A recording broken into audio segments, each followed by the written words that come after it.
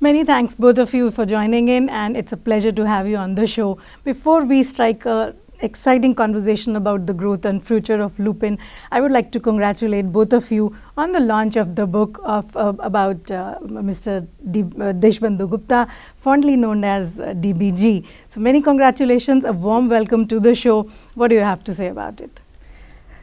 It's been a wonderful, wonderful week, with the weekend events to celebrate DBG's life. We were just honored to have 800 plus people, all there to show their respect that they have for DBG. It's been both, we were very honored, but also very humbled with how many people came in to pay their respects to DBG. Yeah, I turned 50 a couple of years ago, and there was a nice celebration and everything, most of which I did not know. But there's this warm afterglow that you feel. I feel that same warm afterglow after this event, right? When people are coming together out of respect, out of love, you're acknowledging achievements which have been made through, and I think DBG's story is obviously a great story. I think even more so from where he started. And I think just the public acknowledgement of that with the people there and everything, it was beautiful. And then it was not just about that, it was what is the pharma journey and what is the journey going forward as well. So you feel very good. Fantastic. So I got a chance to read this book, and indeed DBG left a lasting legacy. It is not only on Lupin but on the pharmaceutical industry in India. I would like to start off with you, Nilesh. When I have this book offers glimpses of DBG as a decision maker, as a tough decision maker when it came to taking tough decisions during toughest of times. So what are the key priorities for you going forward? You have inherited this legacy. When we talk about the future of Lupin, what are your key priorities? Sure. So I think when you go through the book, the legacy is about making a difference. It's about overcoming hurdles as well, whether they're personal ones or professional ones, and the book captures these in great detail. Those are very much the kind of things that we would go going forward as well. I mean, if you really see, we're very fortunate to be in the place that we are. I mean, the evolution that we've had from primarily being an Indian company, primarily being an API company, to a formulation and an API company, then to one that went on to dominate generics as well. That is already part of the story. I mean, the next part of the story is how do you take this forward? How do you make a difference? So what do we do in innovation, for example, now that will really make a difference? How do we overcome the challenges? I don't think an Indian company has a right necessarily to be a very strong innovation company in the pharmaceutical sense of the word. How do you create those capabilities? I think those are the kind of things that you take it forward, and not just to be one more story, but to make a difference. So from a strategic point of view, if you want to discuss, DBG always used to think, as I read in the book, that strategy wise, if your growth is not going to be sustainable if your economics is not strong. So how has that philosophy shaped you, and it is influencing you, and how do you compare the two cycles of Lupin when you compare it with a decade ago and today going forward, and what are the lessons that you have learned from your father? So many lessons first of all. But if you go through the story, I mean, you realize that a business model does not exist forever. I think earlier API was a business model itself, was good enough to be. If you had domestic sales in India, that was good enough. Going forward, generics was enough. That's not enough in itself as well. So you realize that every business model has a certain time limit. Over a period of time, perhaps those timelines are getting even shorter. That's one of the big learnings that we've had, right? I mean, just going through the challenges, Vinita saw more of it, especially in the early days versus what I saw. But I think you see those challenges and you realize that you cannot operate with an outdated business model. So you have to refresh your business model. You have to bring in new capability to be able to deliver on that business model as well. I think that is a big lesson. To have a top-notch team, I think DBG always refreshed his team and always had people who were extremely motivated to make a difference. I think that's a huge learning. So many. I mean, my son. He mentored us. He obviously led this company as well. So we've seen a lot. We obviously miss him, but I think he's given us enough lessons for life. Fantastic. And what gives you that confidence in this phase of growth where Lupin is in? That how do you succeed? What lessons are you getting from DBG's decisions, and what gives you that confidence? I think we've seen the story before, right? And and I think that's what gives the confidence. I think we went through the challenges with DBG, then after DBG in post-COVID period as well. And I think you realize that, okay, now we can do it. We're actually in a more fortunate position. I mean, if you go back to early stories of Lupin, I mean, enough times where would this company exist? Would it not exist? I mean, that existential crisis which was there, thankfully we don't have that anymore. We're fortunate enough to have a certain level of business which is robust, which is growing and the like. Now the question is, how can we grow even faster? So I think it's very fortunate to be in this position. And I think there's a lot of confidence in that. It's not going to be easy. I think each of the evolutions that we've done, from an Indian company to a global generic company, from a global generic company to a complex generic company, and now to an innovation one, each of them had its trials and tribulations. I'm sure this will have it too. Vinita, I would like to bring in you in this conversation from a strategy point of view, as Nilesh just spoke about. So how this strategy plays out onto the ground? You are a CEO of the company. You have been, one of the most celebrated women in Indian pharmaceutical industry. I mean, I will mince no words in saying that there are very few and accountable numbers. So what are your priorities for the company, and what changes have you seen in the last 10-15 years, and what have you learned? What are the lessons from your father when you are taking care of the company now? I mean, a lot of really good learnings early on that we apply today. I mean, the biggest one is really adapting with change. I mean, like Nilesh mentioned, no model can be a model that's set forever into the future. So adapting yourself to the market dynamics and looking at where you have the biggest opportunities to win, where can you differentiate the organization, becomes a very strong part of the strategy. So strategically, we've been very, very focused on evolving the company from a generic, globally a generic start to complex generics and specialty, and we are navigating that journey right now. We're very effectively taking the company into complex generics, into complex areas like respiratory, like biologics, like complex injectables, and are starting to make moves also in the innovation front, like our ophthalmology company acquisition in Europe. That'll give us a start to really build into ophthalmology and other therapy areas. So I think one of the biggest learnings early on was how DBG built really a strong position in tuberculosis, an area that had tremendous unmet need. We look at Lupin's future into therapy areas where we can really make a difference. So focus around respiratory, which has become a global therapy area for the company. How we can be the best in bringing both affordable medicines on the respiratory front as well as innovative medicines. Therefore, we brought the first triple drug combinations in India. And likewise, we're doing really good science and development for the global needs. So we are really building that depth in areas where long-term Lupin can have a very strong brand position as a company. So having said that, you mentioned about tuberculosis. I was also reading the book, and there's a mention that how DBG pushed Lupin into a difficult scientific area, and he considered it as his moral responsibility and a scientific responsibility.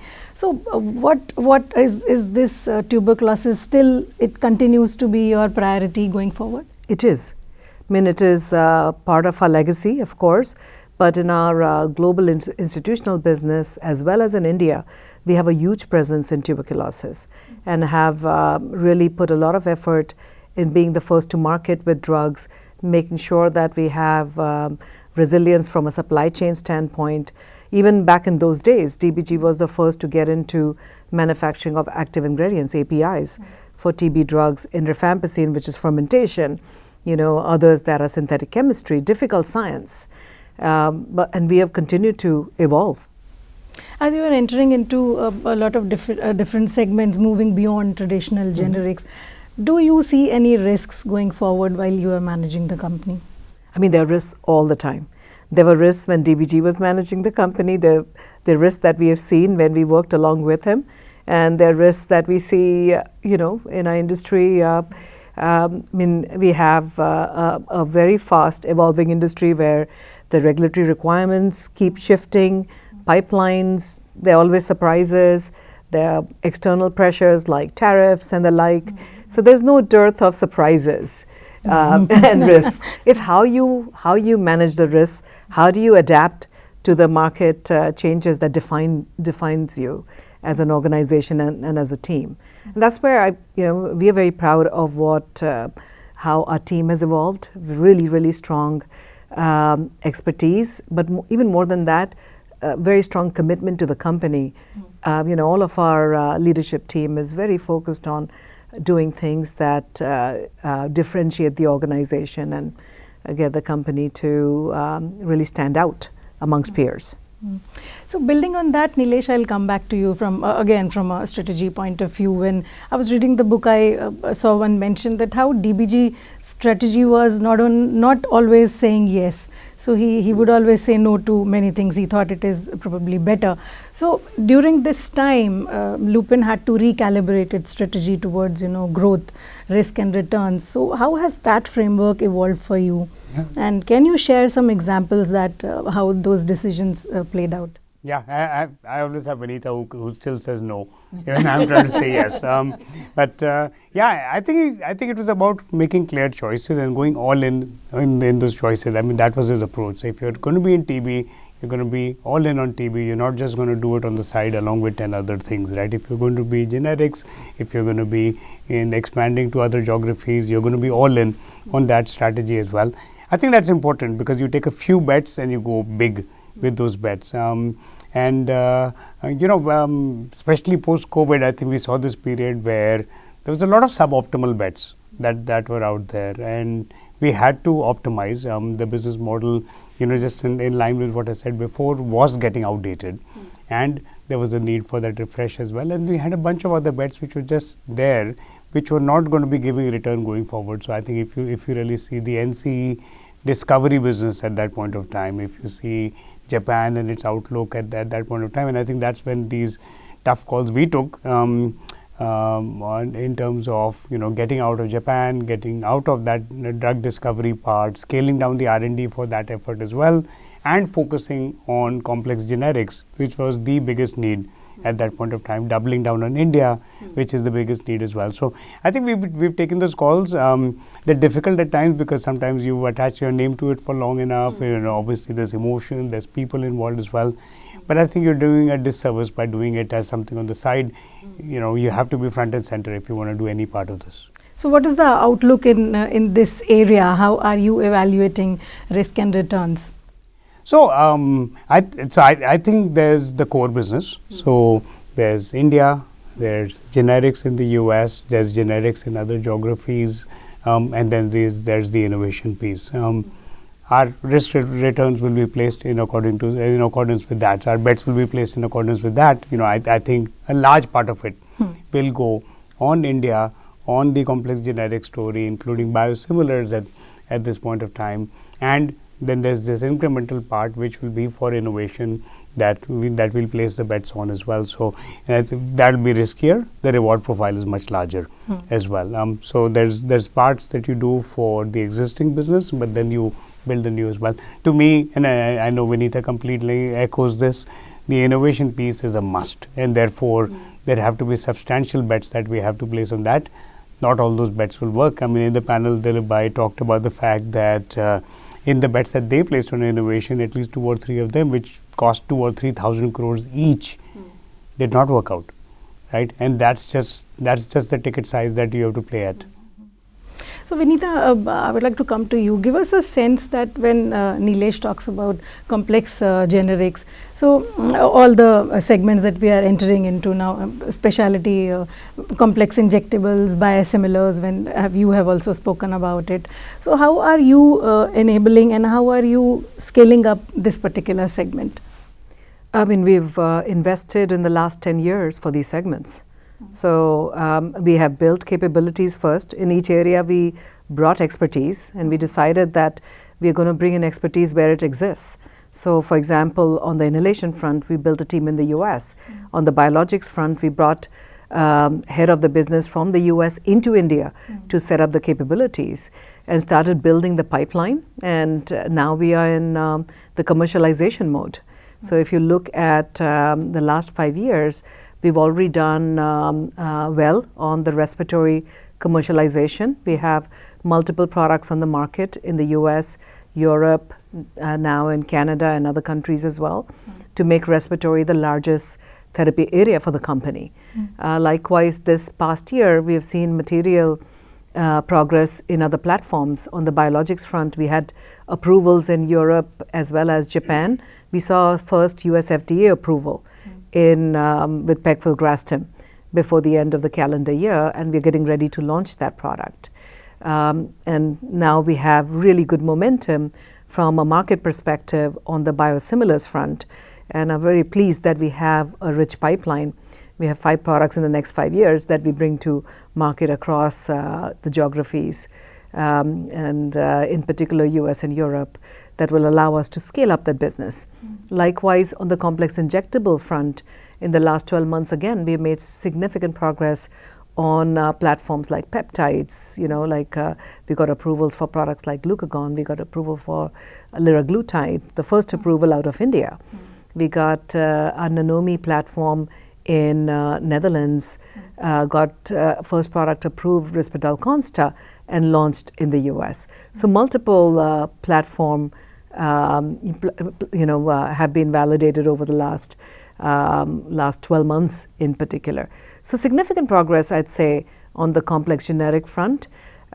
It's all about execution now. We have the pipeline in place. We have to make sure that we get the right products approved at the right time and make sure from a commercial standpoint, we are either direct or partnered with the right folks to get share in the marketplace. The biggest lift now is to build innovation and the specialty business, which is a big part of our focus. Fantastic. Are you looking for further diversifying your portfolio, and would you also like to speak about GLP-1 therapy area? So GLP-1 therapy area is definitely a very good strategic fit with our current strengths and capabilities. Because when you look at India, our strong presence in diabetes and cardiac, and GLP-1s are cardiometabolic programs, so fit in very well with our commercial capabilities, and we're certainly ready with our first product for launch day 1 in India. Likewise, we have license with partners for South Africa as well as other parts of the world, like the few geographies that open early, whether it's Canada, Latin America, and the like. We have a partnership in place. We've also recently announced in licensing of the Gan&Lee product, a novel product on the GLP-1 category. So definitely well positioned there, and also are focused on the generic opportunity long term as the markets, in particular in the US, other developed markets, open in 31, 32, a little bit later compared to India and the other emerging markets. Fantastic. Nilesh, as Vinita spoke about India and emerging markets, I would like to discuss something about the geographies and increasing your footprint. So basically, US has been a tough market for not only for Lupin and for all the pharmaceutical companies, and currently the situation is like everybody knows that. So I would like to understand that how is the US business playing out for the future of Lupin and vis-a-vis the India business, because earlier we used to see that US business were like contributing more to the revenues, but now it is sort of India is the base. If you are increasing your base here, it's very strong. So how is both the businesses playing out in future for the company, and what is the strategy in place? Sure. Well, we're very fortunate. We really have two headquarters as a company. We have Vinita in the US, leading the US. You have me in India, leading India as well, right? So these are our two home markets. There are two largest markets. There's been enough times where India's been ahead, the US has been behind. There's enough times like now where the US is ahead and India is behind. The US is the biggest pharmaceutical market. It is the biggest generic market. It is the market that you have to be in, right? Whether it's from a generic perspective, whether it's from an innovation perspective. We are an Indian company and we're very fortunate to have the position that we built in India.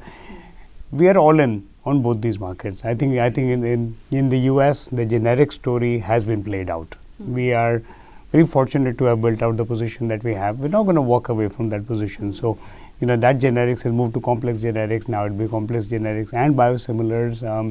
And that's where we'll always play. We're never going to walk away from that position. So you'll get growth on that as well. That's not going to be the big growth driver. The big growth driver will be the innovation piece in the US.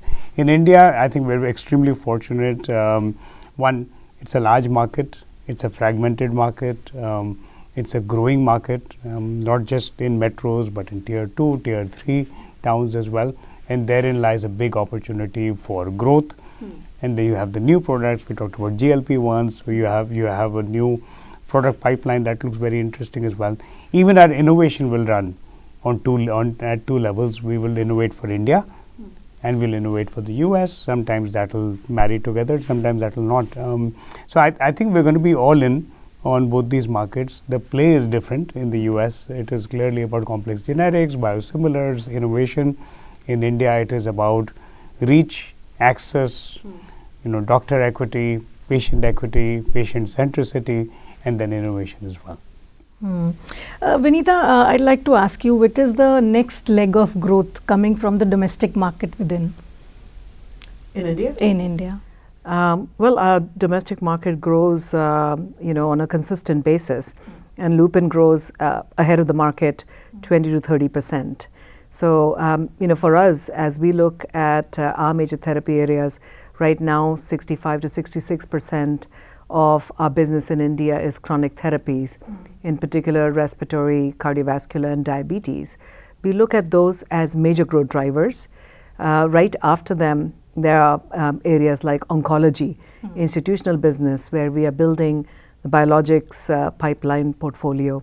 Also, in-licensing products is going to be another major growth driver for us. We talked about GLP-1s already in the cardiometabolic that will help grow the core diabetes and cardio as well. And there are other therapy areas that we are building, like women's health as well as GI, the next therapy areas. So we have plenty of areas that we can grow in India. The big change for us in the last few years is the focus beyond in-licensed products as well as generic products into innovation. We want to really bring novel products to the Indian market and patients and physicians as well across the therapy areas where we are strong. I will give a reference to the book I was reading about the DBG. It was about the quality and compliance. I was reading that he would go back to the facility himself again and again to check that whether the quality and compliance is in place. So how has that influenced you, and how are you looking at quality and compliance? How do you ensure that it is there across the organization? So I want to say that the hands-on philosophy that DBG had, that got passed on to us very well. And we enjoy being there for our people, and we enjoy being present with our team. So, we are constantly on the move and meeting our, of course, you have the right teams to start with. So we have brought in strong leaders on the quality front as well as operational front, because it goes hand in hand. Operations and quality, it's not a make or checker. They have to work together to be able to ensure and assure quality. And every time there is assessment of a facility by any regulatory authority, we have a conversation of what did we learn, What did we do well? What did we not do well?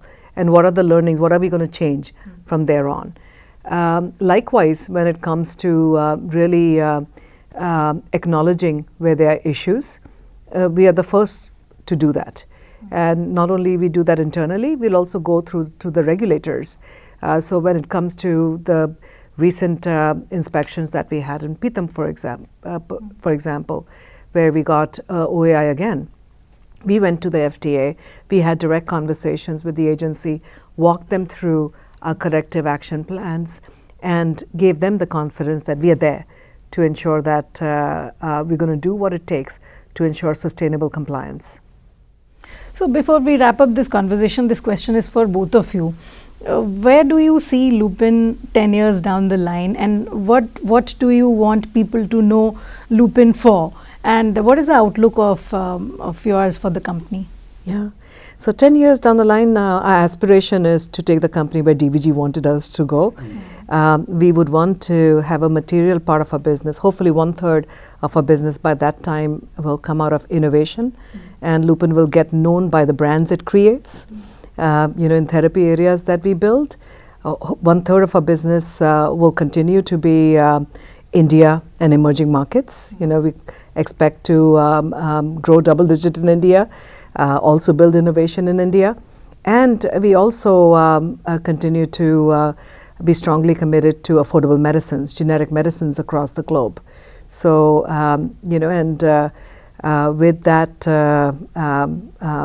kind of mix of 1/3 innovation, 1/3 generics, and India emerging markets, we hope that will be something that he's proud of. Fantastic. What, Nilesh? Yeah. So I think, quoting from the book, I think DBG was always of the view that a pharma company is known for its brands, right? So, and I think so, therefore, that proprietary piece is going to be a very important piece for us to pick up. He had a number in mind. We've not talked outside about that number. So when Vinita says we take it to where DBG wanted it to be, I mean, that number was something that he had already thought of. And he was way ahead, right? I mean, when we were 100 crores, he talked about 1,000 crores. When we were 1,000 crores, he talked about $1 billion. When he talked about $1 billion, why not 3 billion? Why not 5 billion? Took us our own sweet time to get to 3 billion even, right? So, but I think there's this great foundation. There is this great ethos in the company. There's this respect for science in terms of, and there is this entire thing on the products that you build, right? So, if you think about even our generic products, the complex generics that we do, I mean, the idea would be, how are we solving unmet needs? How are we solving generics that other people can't do? If 10 other people can do it, there is no great joy in doing it, right? I mean, it will get done in any case, but can we do the ones which are more difficult for anybody else? Can we do them first? I think that is a philosophy that we're embedding deeply. Innovation, and therefore the brands that we create, those are the brands that we'll get known for as well, and that's what we love to create in this next part of the journey. And Nilesh, how will the growth come in? More from inorganic, or you want to go organically going forward? Because in the recent part, see, DBG was very open. I was reading it. He was very open about difficult decisions, and in inorganic growth, some of the decisions that did not anticipate, like Gavis acquisition, it did not came out as it was anticipated. So going forward, what's your philosophy, and how do you evaluate inorganic acquisition? How is it going forward? So again, as the book captures, I think he pivoted when he needed to. For example, in India, he was very clear: go all in, go organic, grow. Basis that. On generics, he was very clear that you have to build the foundation on its own as well. Gavis happened at a later point of time. When it came to other geographies, he was very clear that you need to buy onshore presence, you need to buy management capability, you need to be invested into the market itself. I think that's where the acquisition philosophy fits in as well. I mean, where are the missing pieces? Where do we need to add the pieces into that? I think Lupin was always a strong growth story through the decades. And in DBG's time, obviously, we were at a high from a growth perspective, from a market cap perspective, and the like. So I think the high growth organic part will continue. The inorganic part will supplement. So I think inorganic in India will mean, how does it get us into something which we're not there already? Is it a therapy area that we are underrepresented? How do we get from number 3 to number 2 in a therapy area? I mean, that will be important from an inorganic perspective. Innovation, I think, is a given that we have to acquire, both capability as well as assets, so that we have that nucleus around which we can build. And for that, obviously, the biggest market will be the US from that perspective. So I think both will play an important part. I think Lupin will always be a great organic story, but I think there will be an inorganic component to supplement it. One last question to both of you. What is the direction of Lupin that your investors and stakeholders should know?